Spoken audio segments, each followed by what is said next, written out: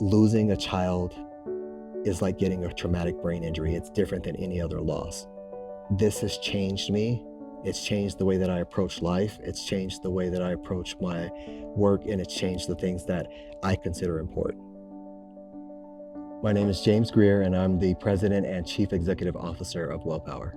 I was 16 years old when I first became a dad. That was for my first child. His name is Taiji Jackson, and then after that, I ended up having 3 more boys.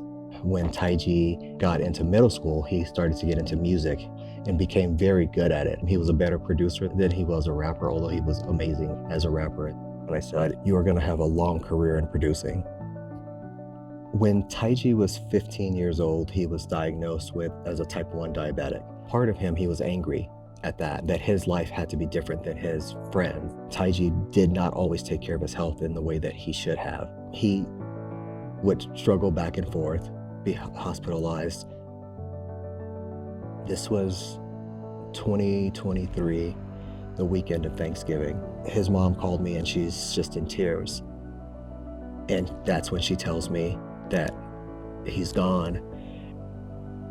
So I found out on that Sunday, and I came to work on Monday, and I just dove head first into work.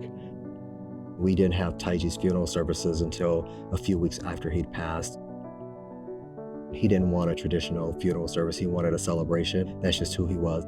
And so I just could continue to put myself into work for months. But at the same time of doing that, my husband and I were dealing with my father-in-law's health because he had been diagnosed earlier that year with cancer. I was trying to deal with the grief of the loss of Taiji, but also supporting my husband's family in dealing with the potential loss of my father-in-law, who passed in March, so 4 months later. I'm a Black gay man, and there are pieces of that part of who I am that also has an impact on how we grieve. And I noticed myself starting to unravel probably late summer 2024. I was feeling the anxiousness in my body. I was feeling the pain in my chest and my arms from the stress of not dealing with the emotions of the grief. I think the piece that tipped me over the edge is I had an incident that happened to me. It was a road rage incident where I was threatened and someone followed me for miles, and I wasn't even able to make a good rational decision around my own safety at that time because of all the other stuff that had piled up within me.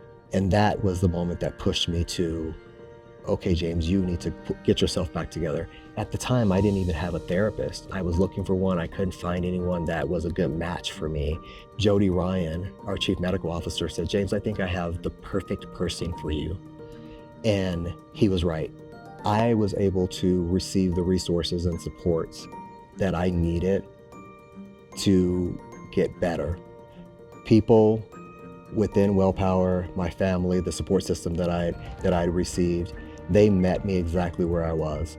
And I wouldn't be sitting in this seat representing WellPower as the president and CEO had I not received the supports that I did.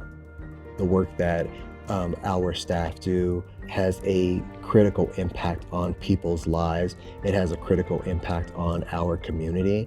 And I just want to thank our staff for the work that they do, because you know the impact, but you don't truly know it until you are on the other side.